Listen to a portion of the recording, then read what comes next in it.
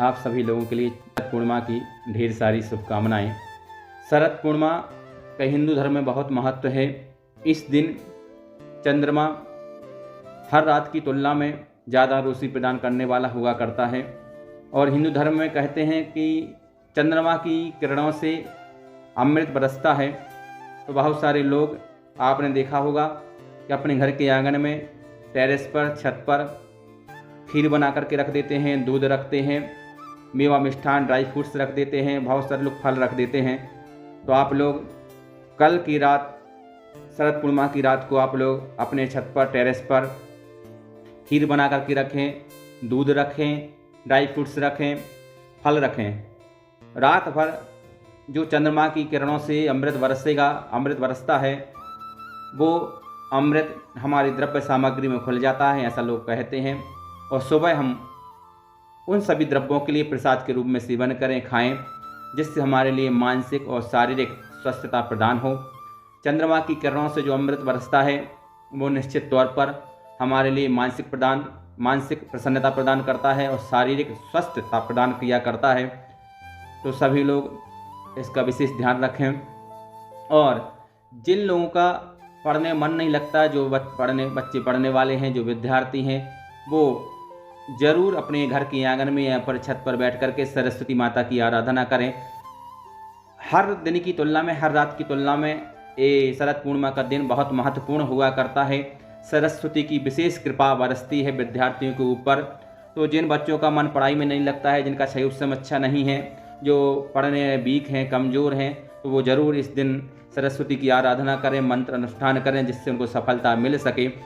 मंत्र मैं आपको यहाँ पर बोलकर बता दे रहा हूँ, साथ ही साथ में आपको स्क्रीन पर भी आ जाएगा, जिससे आप लोग मंत्र अनुष्ठान कर सकते हैं। ओम नमो भगवते चंद्रपुर जिनेन्द्राय चंद्र महताय चंद्र कीर्ति मुख रंजनी स्वाहा। इस मंत्र का आप लोग जाप कर सकते हैं।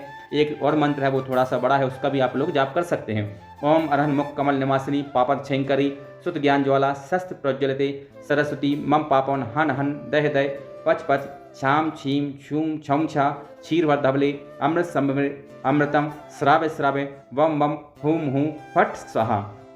तो जो पढ़ने वाले बच्चे हैं, विद्यार्थी हैं, वो इस मंत्र का जाप करें, अनुष्ठान करें।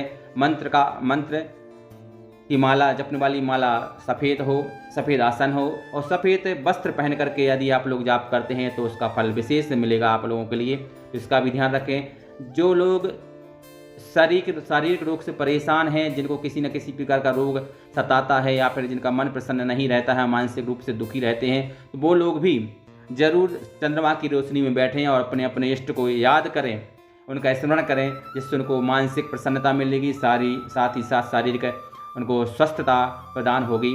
तो आप लोग बैठ सकते हैं।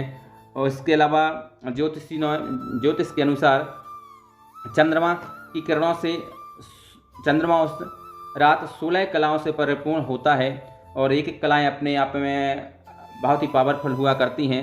जैसे अमृत जीवन दायिनी हुआ करती है, मर्दा विचारों को नियंत्रित करती है, पुष्प सौंदर्य और आकर्षण को बढ़ाने वाली हुआ करती है, पुष्टि शारीरिक स्वस्थ दिया करती है, तुष्टि इच्छाओं की पूर्ति किया करती है, धरती ज्ञान और विद्यावर्धक हुआ करती है, शासनी तेज आभा प्रदान करती है, चंद्रिका शांति और शीतलता प्रदान करती हैं, कांति और प्रकाश प्रदान करती हैं, ज्योत्सना प्रकाश और चेतना प्रदान करती है, श्री धन वैभव और लक्ष्मी को प्रदान करती हैं, प्रीति आपस में प्रेम और स्नेह बढ़ाने वाली हुआ करती है, अंगता स्थायित्व तो स्थिरता प्रदान करती है, मानसिक स्थिरता प्रदान करती है, पूर्णता और कर्मशीलता प्रदान करती है, पूर्णामित सुख और संतुष्टि को प्रदान करती है। इस प्रकार से 16 कलाओं से परिपूर्ण चंद्रमा उस रात हुआ करता है।